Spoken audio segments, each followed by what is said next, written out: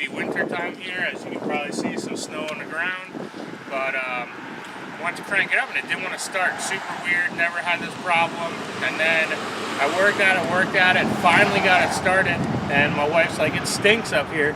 So I came up to look what's going on, and the alternator is not turning at all. It's just shredding the belt. So I quick run over and shut it down. Thankfully, it's at my mother-in-law's house right now, so it didn't really matter that much. So I've already cut the belt off because it was pretty well shredded. It wasn't doing me any good, and we'll show you the alternator when we get it off. But so your first step is, I'm gonna unplug this coolant temp sensor here to get it out of the way a little bit.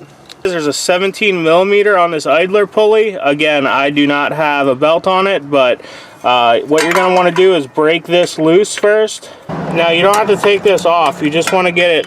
You just want to loosen up the bolt a little bit, because what that does is that actually locks your manual belt tensioner into place.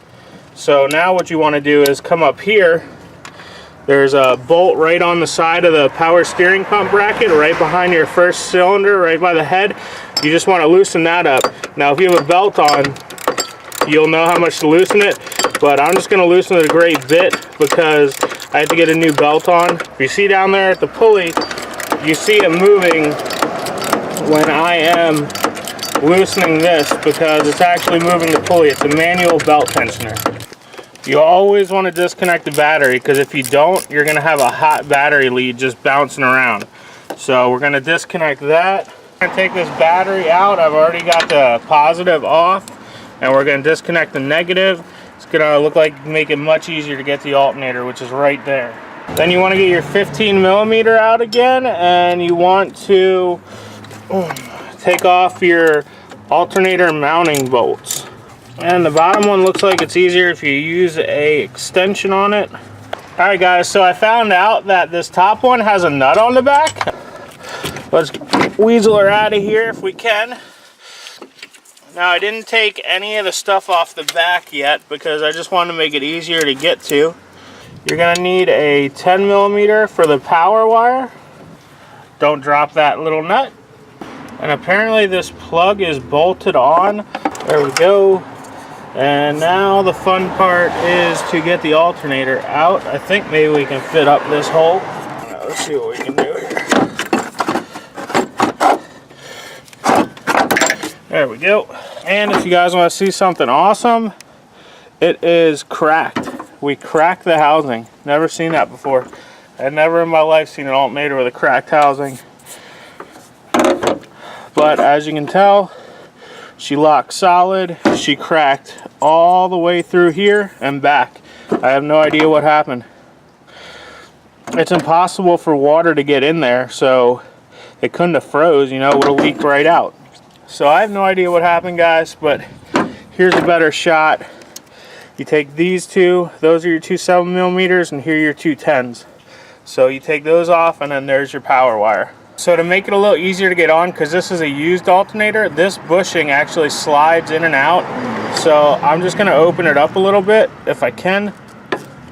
So that way when I put it on, now when I screw it together, it'll clamp fast, and that's how that all works. But if you leave it like that and the other bracket was slightly different or whatever, it's going to be super hard to mount it. So just open that up a little bit to make your life easier. Got it. Alright, so that nut's on the top. Now we're going to attempt to get this in position in the bottom.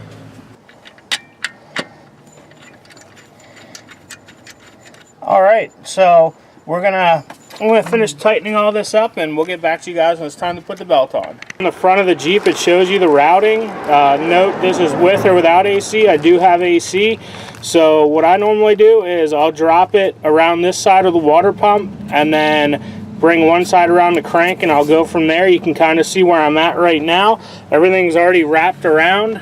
Now what I'm doing is trying to get it around the last tensioner, or the last idler, but I don't have enough slack. So I'm just gonna have to crank on this guy some more. If you have a drill or any kind of like impact driver, this is the time to use it. Like I said, you want to follow the belt routing, and you want to make sure that your belt is properly engaged to all the ribbed pulleys, and then make sure that it's in line with all the, you can see like right here on this one, see how it's not rusty or painted, it's shiny. You want to make sure that's where you're lined up at. So there we go, we got them on there, we got it on there. Now I'm going to check the crank, make sure that it's on the crank where I want it to be, and it looks like it is, and it's on the water pump, the AC, the alternator, all where I want it to be. So everything's lined up, everything's perfect. Now you just have to crank the tensioner, and what I normally do is I give the belt a twist right here, and once it goes a little less than half, it's tight. Now I get to go back to my friend, the manual tensioner. Now also, I don't know if you guys can see this, but this bolt head here, make sure that stays flat. If that comes out, there's a spot on the bottom here that it's not locked into. There's a long bolt that goes from here to like right down here. And you can actually see the end of it down here.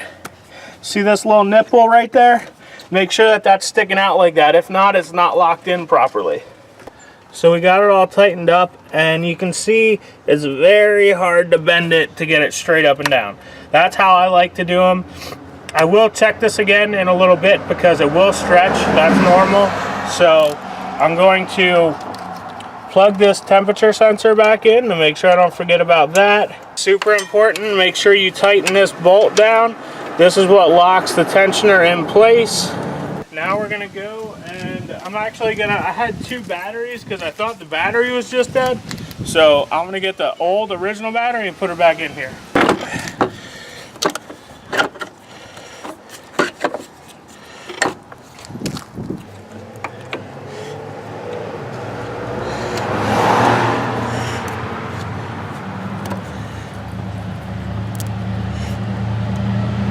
Gonna get the battery hooked back up temporarily here. I do need new end clamps because when I put the other battery in, it didn't seem to want to tighten up right. Maybe that battery is just junk. We seem good. Okay, let me get these couple things cleaned up here.